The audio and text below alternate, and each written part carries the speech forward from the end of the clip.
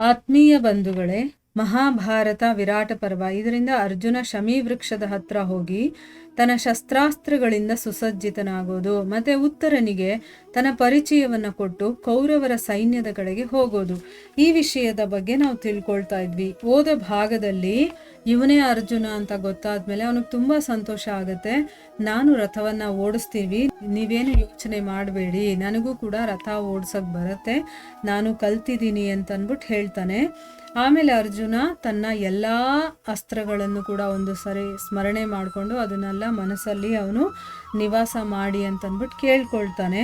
ಈ ರೀತಿ ಅಸ್ತ್ರಗಳನ್ನೆಲ್ಲ ಪಡ್ಕೊಂಡ್ಮೇಲೆ ಅವನಿಗೆ ತುಂಬಾ ಸಂತೋಷ ಆಗುತ್ತೆ. ಆಗ ಉತ್ತರ ಹೇಳ್ತಾನೆ, ಅಲ್ಲಿ ಮಹಾರಥಿಗಳು ಬೇಕಾದಷ್ಟು ಜನ ಇದ್ದಾರೆ, ಆದರೆ ನೀವು ಒಬ್ಬರೇ ಇದ್ದೀರಲ್ಲ, ಹೇಗೆ ನೀವು ಅವರನ್ನ ಗೆಲ್ತೀರಾ, ಅದನ್ನ ನೆನೆಸ್ಕೊಂಡ್ರೇನೆ ನನಗೆ ಭಯ ಆಗತ್ತೆ ಅಂತ ಅಂದ್ಬಿಟ್ಟು ಅವನು ಹೇಳ್ತಾನೆ. ಈಗ ಮುಂದುವರೆದೇನಾಗುತ್ತೆ ಅಂತ ತಿಳ್ಕೊಳ್ಳೋಣ. ಇದನ್ನ ಕೇಳಿ ಅರ್ಜುನ ಕಿಲಕಿಲ ಅಂತ ನಗೋಕ್ ಶುರು ಮಾಡ್ತಾನೆ. ಮತ್ತೆ ಹೇಳ್ತಾನೆ, ವೀರನೇ ಹೆದರ್ಕೊಳ್ಬೇಡ, ಹೇಳು, ಈಗ ಕೌರವರ ಘೋಷಯಾತ್ರೆ ಆಗುತ್ತಲ್ಲ, ಆ ಸಮಯದಲ್ಲಿ ಯಾವಾಗ ನಾನು ಮಹಾಬಲಿ ಗಂಧರ್ವರ ಜೊತೆ ಯುದ್ಧ ಮಾಡಿದ್ನೋ, ಗಂಧರ್ವರ ಜೊತೆ ಯುದ್ಧ ಮಾಡ್ತಾನಲ್ಲ, ಆಗ ನನ್ನ ಸಹಾಯಕ್ಕೆ ಯಾರಪ್ಪ ಇದ್ರು? ಯಾರೂ ಇರಲಿಲ್ಲ.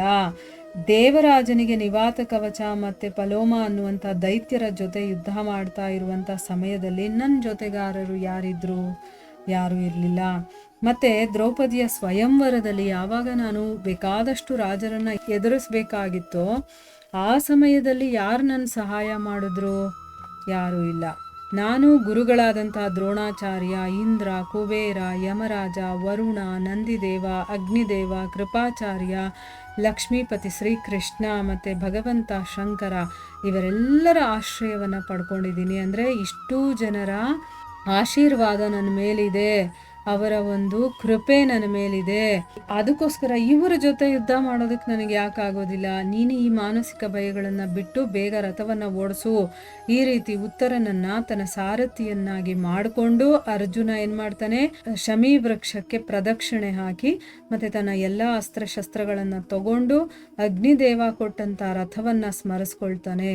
ಸ್ಮರಿಸ್ಕೊಂಡಿದ ತಕ್ಷಣನೇ ಆಕಾಶದಿಂದ ಒಂದು ಧ್ವಜ ಪತಾಕೆಯಿಂದ ಸುಶೋಭಿತವಾದಂತಹ ಒಂದು ದಿವ್ಯ ರಥ ಕೆಳಗಡೆ ಇಳಿಯುತ್ತೆ. ಅರ್ಜುನ ಅದಕ್ಕೆ ಪ್ರದಕ್ಷಿಣೆ ಹಾಕ್ತಾನೆ. ಮತ್ತೆ ಆ ವಾನರ ಧ್ವಜ ಇರುವಂತಹ ರಥದಲ್ಲಿ ಕೂತ್ಕೊಂಡು ಧನಸ್ಸು ಬಾಣಗಳನ್ನ ಧರಿಸ್ಕೊಂಡು ಉತ್ತರದ ಕಡೆಗೆ ಹೊರಡ್ತಾನೆ. ಆಮೇಲೆ ಅವನು ತನ್ನ ಮಹಾನ್ ಶಂಖವನ್ನ ಊದ್ತಾನೆ. ಅದರ ಭೀಷಣ ಘೋಷಣೆಯನ್ನ ಕೇಳಿ ಶತ್ರುಗಳ ರೋಮ ಎಲ್ಲವೂ ಕೂಡ ನಿಂತ್ಕೊಳ್ಳುತ್ತೆ.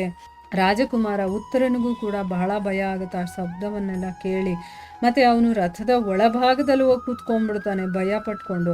ಆಗ ಅರ್ಜುನ ಹಗ್ಗವನ್ನ ಎಳೆದು ಕುದುರೆಗಳನ್ನ ನಿಲ್ಲಿಸ್ತಾನೆ.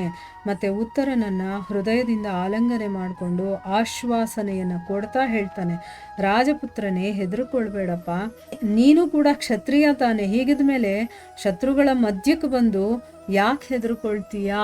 ಶತ್ರುಗಳ ಮುಂದೆ ಬಂದಾಗ ನಾವು ಹೆದರ್ಕೋಬಾರ್ದು, ನಮಗೆ ಧೈರ್ಯ ಇರಬೇಕು, ನೀನು ಕ್ಷತ್ರಿಯ ತಾನೆ ಅಂತ ಹೇಳ್ತಾನೆ.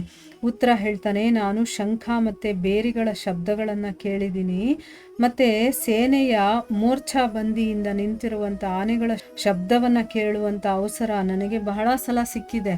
ಅಂದ್ರೆ ಅವನಿಗೆ ಏನೇನನ್ನ ಕೇಳಿದೀನಿ, ಇನ್ನು ಚಿಕ್ಕವನಲ್ವಾ ಹುಡುಗ, ಇನ್ನು ಅವನಿಗೆ ಅನುಭವಗಳು ಆಗಿಲ್ಲ, ಅದಕ್ಕೆ ಹೇಳ್ತಾ ಇದ್ದಾನೆ. ಶಂಖಬೇರಿಗಳ ಶಬ್ದ ನಾನು ಕೇಳಿದ್ದೀನಿ, ಆಮೇಲೆ ಆನೆ ಲೈನಾಗಿ ನಿಂತ್ಕೊಂಡಿರುತ್ತೆ, ಅದು ಶಬ್ದ ಮಾಡುತ್ತಲ್ಲ ಅದನ್ನು ಕೇಳಿದ್ದೀನಿ, ಆದರೆ ಈ ರೀತಿಯ ಶಂಖ ಧ್ವನಿ ಇದೆಯಲ್ಲ, ಇದು ನಾನು ಮೊದಲು ಯಾವತ್ತೂ ಕೇಳಿಲ್ಲ. ಅದಕ್ಕೋಸ್ಕರ ಈ ಶಂಖದ ಶಬ್ದ ಇದೆಯಲ್ಲ, ಅದು ಧನಸ್ಸಿನ ಢಂಕಾರ ಮತ್ತೆ ಆ ಧ್ವಜದಲ್ಲಿರುವಂಥ ಅಮಾನುಷೇಯ ಭೂತಗಳ ಹೂಂಕಾರ ಮತ್ತೆ ರಥದ ಗರಗರ ಅನ್ನುವಂಥ ಸದ್ದಿದೆಯಲ್ಲ, ಅದೆಲ್ಲ ಸೇರ್ಕೊಂಡು ನನ್ನ ಮನಸ್ಸು ಬಹಳ ಗಾಬರಿಗೊಂಡಿದೆ ಅಂತ ಹೇಳ್ತಾನೆ. ಈ ರೀತಿ ಮಾತಾಡ್ತಾ ಒಂದು ಮುಹೂರ್ತದ ತನಕ ಮುಂದೆ ಹೋಗ್ತಾ ಹೋಗ್ತಾ ಅರ್ಜುನ ಉತ್ತರನಿಗೆ ಹೇಳ್ತಾನೆ, ಈಗ ನೀನು ರಥದಲ್ಲಿ ಸರಿಯಾಗಿ ಕೂತ್ಕೊಂಡು ನಿನ್ನ ಕಾಲಿನಿಂದ ಕೂತ್ಕೊಳ್ಳುವಂಥ ಸ್ಥಳವನ್ನ ಹಿಡ್ಕೋ, ಅಂತಂದ್ರೆ ಗಟ್ಟಿಯಾಗಿ ಹಿಡ್ಕೋಬೇಕು ನೀನು, ಮತ್ತೆ ಹಗ್ಗವನ್ನ ಹುಷಾರಾಗಿ ಸಂಭಾಳಿಸು, ನಾನು ಮತ್ತೆ ಶಂಖವನ್ನ ಊದ್ತೀನಿ ಅಂತ ಹೇಳ್ತಾನೆ. ಆಗ ಅರ್ಜುನ ಯಾವ ರೀತಿ ಶಂಖ ಧ್ವನಿ ಮಾಡ್ದ ಅಂತಂದ್ರೆ, ಅದು ಪರ್ವತ, ಗುಹೆ, ದಿಕ್ಕು ಮತ್ತೆ ಬಂಡೆಗಳನ್ನು ಚೂರು ಚೂರು ಮಾಡಿಬಿಡುತ್ತೆ. ಇದರಿಂದ ಭಯಭೀತನಾಗಿ ಉತ್ತರ ಮತ್ತೆ ರಥದ ಒಳಗಡೆ ಹೋಗಿ ಕೂತ್ಕೊಳ್ತಾನೆ. ಆ ಶಂಖಧ್ವನಿ, ಗಾಂಡೀವದ ಢಂಕಾರ ಮತ್ತೆ ರಥದ ಗರಗರ ಅನ್ನುವಂತಹ ಸದ್ದು, ಇದರಿಂದ ಎಲ್ಲ ಭೂಮಿ ನಡುಗು ಹೋಗುತ್ತೆ. ಅರ್ಜುನ ಉತ್ತರನಿಗೆ ಮತ್ತೆ ಧೈರ್ಯ ಹೇಳ್ತಾನೆ. ಅಂದರೆ ಇಂಥ ಒಂದು ದೊಡ್ಡ ಭೀಕರವಾದಂತಹ ಶಬ್ದವನ್ನು ಅವನು ಕೇಳಿರೋದೇ ಇಲ್ಲ. ಅದಕ್ಕೆ ಪಾಪ ಅವನಿಗೆ ರಥದಲ್ಲಿ ಕೂತ್ಕೊಳ್ಳೋಕ್ಕೂ ಆಗ್ತಾ ಇಲ್ಲ. ಅವನು ಮೊದಲೇ ಹೇಳ್ತಾನೆ ನೋಡಿ ಅರ್ಜುನ, ಕಾಲನ್ನು ಗಟ್ಟಿಯಾಗಿ ಇಟ್ಕೋ, ಮತ್ತು ನಿನ್ನ ಲಗಾಮ್ ಇರುತ್ತಲ್ಲ ಹಗ್ಗ, ಅದನ್ನು ಕೂಡ ಸರಿಯಾಗಿ ಸಂಭಾಳಿಸಿ ಇಟ್ಕೋಬೇಕು ನೀನು ಅಂತ.